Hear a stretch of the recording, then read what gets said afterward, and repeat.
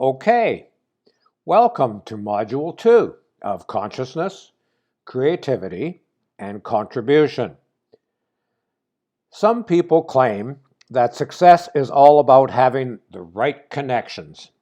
In this module, we will talk about your best and most powerful connection and how to use it to create that which you desire. First, let's do a quick recap. I truly believe that a fundamental understanding that we all need to come to, if we are to ever get to claim our own personal power to become truly creative and capable of participating in the ongoing evolution of consciousness, is to recognize that our individual consciousness is an indivisible part of universal consciousness, in the same way that we recognize that our body is an indivisible part of the physical universe within which we exist. I also believe that this is also a fundamental understanding that we need to come to as a species if we are ever going to move up into the next level of our evolution within universe and become capable of all we're capable of becoming. This is a fundamental paradigm shift from seeing body-brain as being the origin of mind and consciousness to incorporating the perspective that consciousness is the ground of all being and the source of the material universe, including our physical body and brain. Let's look at it analytically. Your brain is simply a transitory biological event. It is a complex and highly evolved bit of biological material that permits biochemical activity. But in the end, it is just another organ like liver, stomach, or heart, and has no extra magical powers that enable it to create consciousness. Do you suppose for one moment that if every single human brain were to disappear today, that consciousness would also disappear from this world?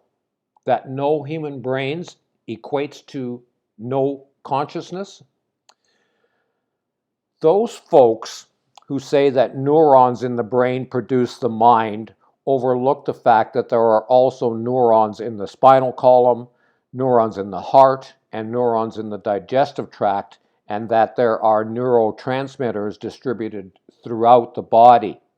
They also overlook the fact that consciousness is undeniably present in other life forms, even those without highly evolved brains.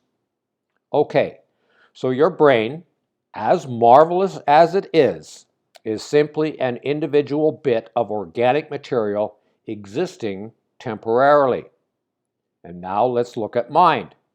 Your mind is actually an electromagnetic event that exists independently of brain and is only evident in the brain and in the entire neurological nervous system of the human body because of the electrochemical activity it produces. The mind inhabits the body. It is not produced by the body. Your mind is not an organic thing. It is an electromagnetic thing that makes itself known by producing electrochemical activity in brain and body. Mind is not the result of that electrochemical activity. It produces that activity. Sparking neurons do not create your thoughts. Your thoughts create the sparking neurons. Okay, so we ended Module 1 with an analogy about virtual reality multiplayer games and avatars who are imbued with consciousness and choices in how to play the game. Now what I am going to do is set the stage here by using two more allegories, using the digital world of computers to talk about mind and our ability to use mind and how it relates to the way we go about being creative in the world. After that, we will get to that connection of yours that is so important to your success. The first little allegory is about me writing this course using my laptop. My mind uses my brain as a tool, much like a writer, like me, uses a computer. The computer is a complex machine, but it does not determine what the writer writes. It is only the tool used to write. Likewise, the brain is a highly complex tool that is used to assist the mind, but it does not determine what the mind creates. Now, we need to also see that consciousness is existent independently of my mind, and that my individual mind is a tool used by universal consciousness to explore and enhance aspects of itself. In other words, consciousness uses my mind to create unique perspectives, experiences, and manifestations, much like life uses me, the writer, to create unique ways of looking at things and writing them down to share with you. To elaborate, individual writers may come and go, live and die, but life itself exists before, during, and after the existence of a writer. Life uses the writer to express itself, to explore and enhance itself. Likewise, consciousness exists before, during, and after the electromagnetic event called the mind. So, while we might learn certain things about the process of life by studying the workings of a computer while the writer is using it, we cannot grasp the entirety of the process of life by looking only at the workings of a computer while it is in use by the writer. Likewise, we can learn certain things about consciousness by studying the workings of the brain while mind is using it, but we cannot grasp the entirety of the unfolding process of consciousness by studying only the workings of a brain while it is in use by mind. We will certainly learn more about the process of life by studying the writer than we can by studying its tool, the computer, but we can only do so when we understand that it is the writer that is imposing the pattern on the computer and determining its activity and output. Likewise, we will learn more about the process of consciousness by studying the mind than we can do by studying the brain, but we can only do so when we conceptualize that the mind is imposing the pattern on the brain and determining its activity and output. Ultimately, of course, in order to understand life, we need to study the completeness of the process of life beyond the passing existence of the individual writer, like me. And likewise, in order to understand consciousness, we need to study the entirety of the process of consciousness beyond the passing existence of an individual mind. In order to see and know the totality of consciousness, it is necessary to go beyond the bounds of sensory input and the intellectual conclusions based on that sensory input. In other words, it is necessary to ignore the evidence of the senses in order to become intimate with universal consciousness. You will have to leave yourself behind in order to experience the transcendent. And this is not as difficult as it may seem. It is simply training yourself to focus your awareness on the transcendent instead of the manifestation of the transcendent. Universal consciousness is the transcendent, and the material universe is its manifestation. And when you focus your attention on sensory input, you are aware only of the manifestation or the material world. You are looking at effects without seeing the cause. When you focus your attention on the imaginal on original thought and the willful expression of the loving desire to create, you are seeing the cause behind all effects. We will come back to this in a few minutes, but first I will go to my second little allegory, and this is where it gets personal, and this is where we talk about taking all this philosophical, fancy, woo-woo conversation and turning it into how we can practically go about creating effects in our life. Effects like the success story you desire to see unfold in your life. So I want to draw this analogy here for you, and that is this. I ask you to think of your brain as being analogous to a computer. It is the hardware. And think of your mind as being the operating system, like Windows running your PC, or as Mojave running my Mac. My computer is a marvelous bit of highly evolved modern technology, but without an operating system, it is just an elaborate collection of electronics. Your brain is a miraculous bit of highly evolved modern biology, but without a mind, it is just an elaborate collection of molecules. Okay, so now we have my computer with an elegant operating system called Mojave, and we have your brain with its elegant operating system called your mind. What can they actually produce? Not much, actually. My brand new computer, with only its Mojave operating system installed, cannot actually create much of anything. Likewise, a brand new human brain in that beautiful new child with its fresh new mind cannot actually create much of anything. What actually produces the output of my computer? What actually produces the output of my computer? The programs. For example, when I write, I need to use my Mac program called Pages in order to produce a written document. The computer may enable me to write, but it is not producing this video script that I am writing. It is only facilitating my writing. The operating system may enable my computer to work, but it is also not producing this script. It is the specific program that produces the output, this video script that I am writing. The Pages program produces the result. So with this allegory as brain as hardware and mind as operating system, we can see that it is not actually your brain or your mind that directly produces the results you have in life.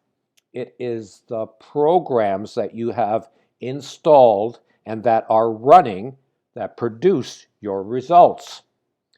Your brain doesn't produce any results, and you cannot train it to produce your results. Your brain facilitates, but does not produce the results. Even your mind, as marvelous an operating system as it is, does not directly produce the results you have in life. What actually produces the results in your life are the programs you have running. This is a really crucial understanding. I can enhance my computer by adding more RAM or upgraded chips so that it is faster and more efficient, but it will still only produce results determined by whatever programs I have installed on it. Likewise, I can upgrade my operating system to the Mojave version 2.0 or 3.0 or whatever, but my results will still be dependent upon the installed programs.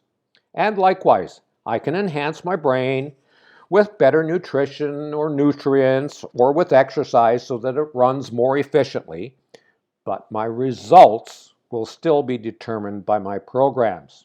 I can upgrade my mind in any way that I see fit, but my results will still be determined by my programs. If I want to improve my results, I have to upgrade my programs. Now, we may come into this world with a few essential survival programs hardwired into our system, But most of our programs are software that is installed. From the moment we are born, we get programs installed into our mind that produce certain results as we continue through life.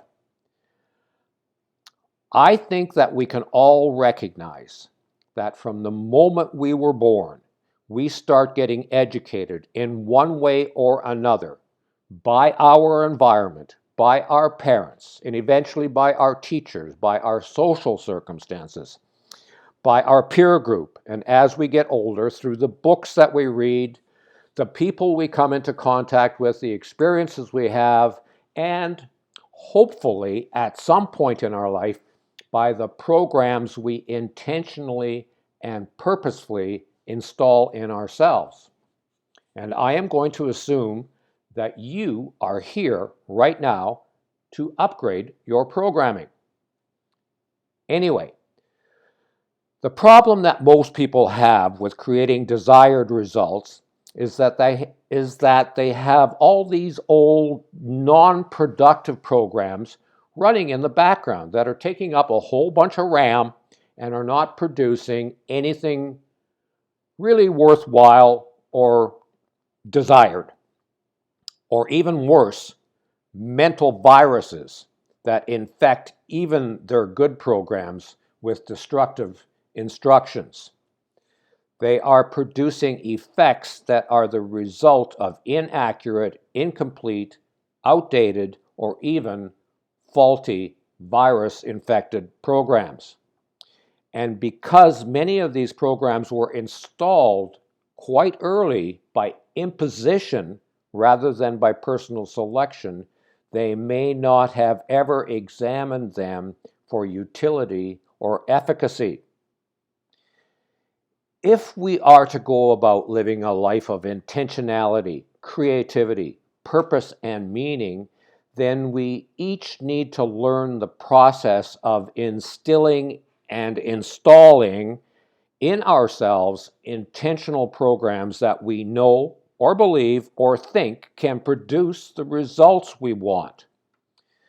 This is the whole purpose behind personal development literature, self-development and self-realization courses like this one, to enable ourselves to adopt a new belief system, to take a new program and install it into our way of being, and to use that to produce results in our life, to consciously install new desired programs instead of continuing to use the old, outdated, ineffective, inaccurate, and faulty programs that we've been infected with or have allowed to be installed in us over the course of our lives.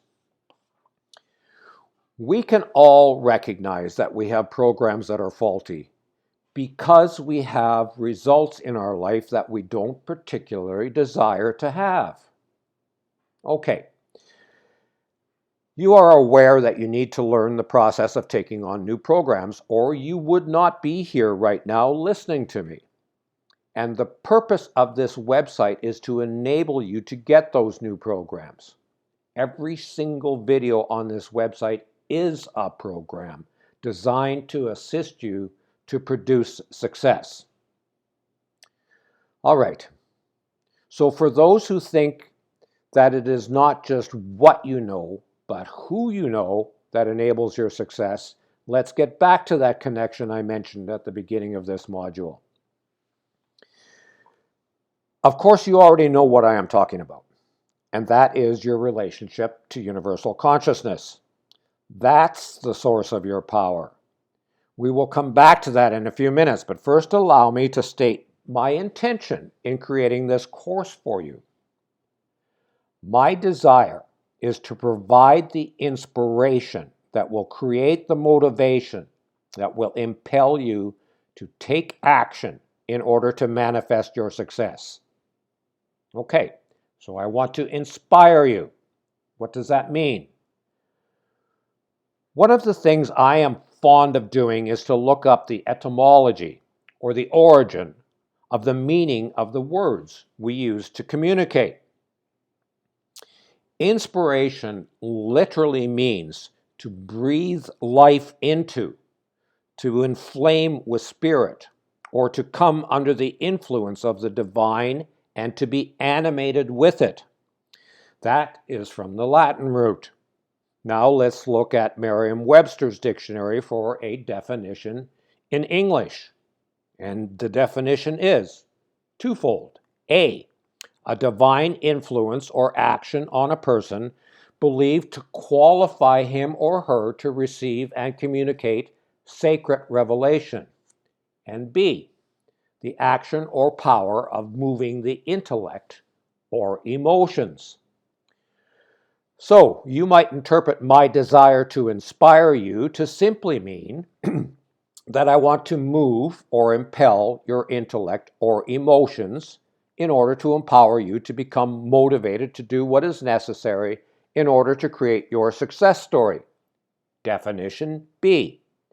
And if that is all I do, that is okay with me. But I think you can understand that my insistence on shifting the paradigm about consciousness really means that my deeper intent is to enable you to come under that divine influence, to inflame you with the creativity that enables universal consciousness to create, sustain, and enliven the physical universe. Webster's definition A. Okay, the next two modules are about that creativity. So let's leave that thought aside for now and talk about developing that connection to the source of your power and creativity. Over the course of human history, shamans, seers, saints and sinners alike have used different methods to attempt to connect and communicate with that higher source that I am referring to as universal consciousness. Over the course of my own lifetime, I have also pursued that connection using a diversity of methods. I am going to limit my recommendation here to the gentlest and most reliable method, and that is meditation. First, let's take a quick look at how states of mind affect what happens in the brain. Let me say that again. Let's take a quick look at how states of mind affect what happens in the brain.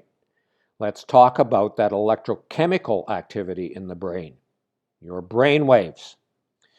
Your everyday waking mind likes to be busy. You know that. It likes to be busy.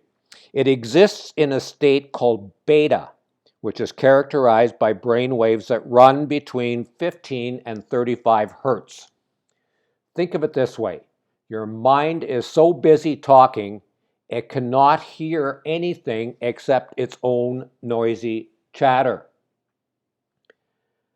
The alpha state is it's a light meditative state of mind. It is relatively easy to attain, even for non-meditators. If you sit on a beach and just gaze at a sunset, or simply sit with your eyes closed and focus on your breathing for a few minutes, you will slow your brain waves down to between 8 and 14 hertz, or cycles per second. Your chatter, internal chatter, has slowed down enough for you to actually hear that other voice. In this state of mind, you are open to suggestion and to the insertion of new programs. And we will come back to that in a minute. Slower still is the brainwave state called theta, which is brainwave frequency between 3 and 7 hertz. Deep meditation produces theta brainwaves. In this state, your attention is diverted from the external world of sensory input and placed upon internal processes like intuition and creative visualization. This state also opens up the communication channel with universal consciousness. In other words, you have slowed the endless mind chatter enough to be able to clearly hear the infinite. You have stopped talking and are intently listening. Even slower is the delta state, which is characterized by brain waves between 0.5 and 3 cycles per second, or hertz. It is common to achieve delta in deep, deep sleep, and it is sometimes achieved by experienced meditators without drifting off to sleep. And several things happen here in delta. You are almost completely unaware of the external world of sensation. Deep sleep heals, we know that. So does deep meditative states. And since your mind is not busy being distracted by sensory input and the processing of that information, it is completely open to the voice of universal consciousness. So let's sum it up. Beta is busy. Too busy being busy to pay attention to anything except its own clamorous voice. Alpha is slower, quieter, and the messages from universal consciousness can be faintly heard like a whisper across a room. Theta is still quieter, and you can clearly hear the universal. Delta is so quiet that your ego has almost dissolved, and the voice of the universal is not just loud and clear, but is so resonant that it seems as if it were your own voice. The whole purpose of meditation is to slow down the hyperactivity and the clamorous noise of the mind so that it can hear and pay attention to the quiet but insistent messages from universal consciousness. Before we move on, I'm going to inject two ideas here for you to consider. The first is this: the argument of those who preach the doctrine that it is the advanced evolutionary complexity of the human brain that produces the mind, and it is the advanced activities of the mind that produce awareness and consciousness itself, makes no logical sense at all when you understand that higher states of awareness and consciousness are only attained by stilling the mind, thereby slowing down the electrochemical activity of the brain.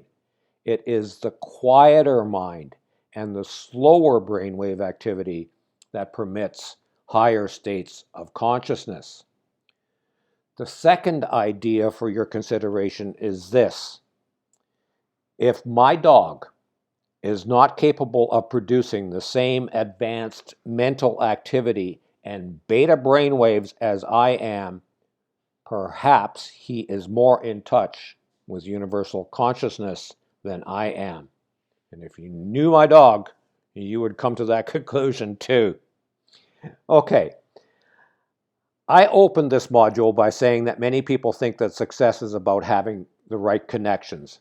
So if universal consciousness is the ultimate creative force that brought about the universe and everything in it, including you, then it is obvious that the best connection for you to develop is with universal consciousness.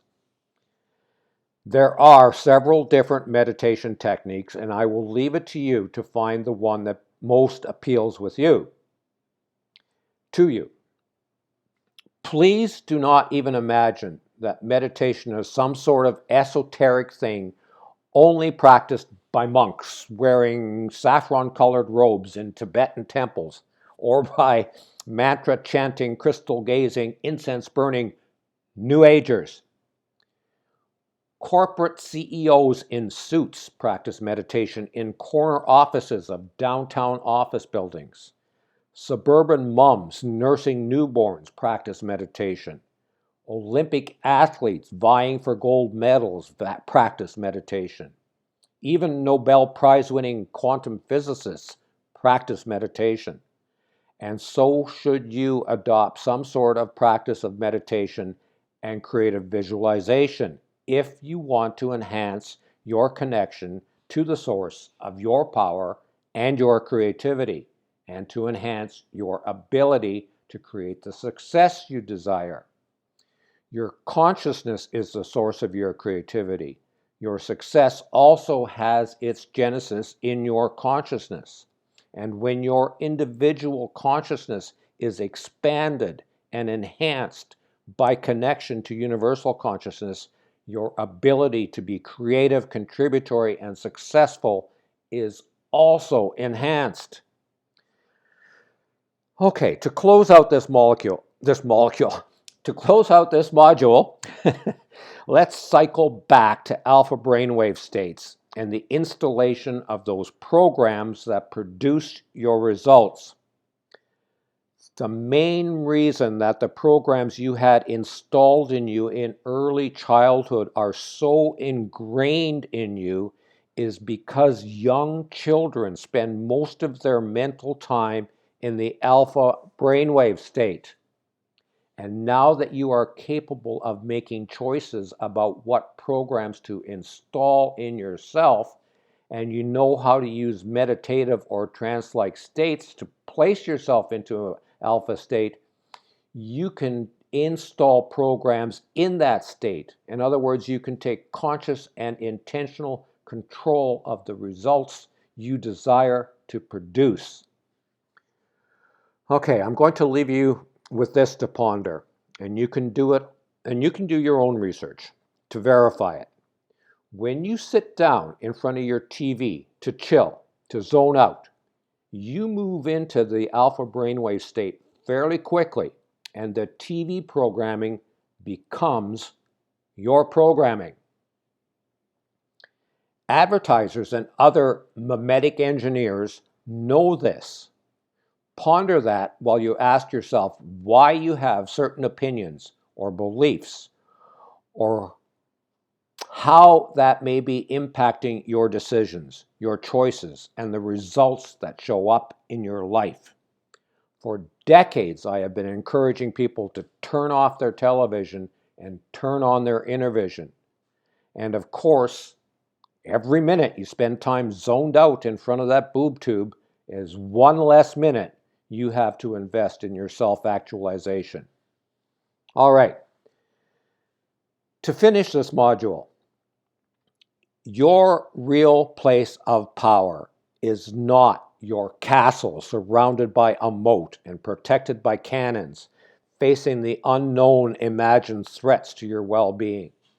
Your real place of power is not your bank vault piled high with cash, gold, silver, and diamonds, or the ledger that catalogs all these trinkets. Your real place of power is not your magnificent gym-built, cosmetic surgery enhanced body covered with designer labeled textiles. Your real place of power is that invisible, intangible place inside you that connects to the ineffable, infinite source of all that is. Your real power is universal power expressed through you. The greater your connection to the universal source of all that is, the greater is your personal power. Your real power then is your ability to choose how and what to think, your ability to choose how to feel, your ability to choose what to believe, your ability to conceptualize an ideal, and your ability to choose to commit to that ideal. Your real power is being able to create ideals in your imagination and being able to desire in your heart the effectualization of your ideals with complete faith and expectation in their reality that comes from an innate knowingness of your ultimate abundance that springs from your intimate relationship with the source of all things. So there you have it. Elevate your consciousness to elevate your bank balance and upgrade your mind to upgrade your prosperity. Okay, that is it for this time. I will see you in Module 3, where we will explore creativity. Ciao for now.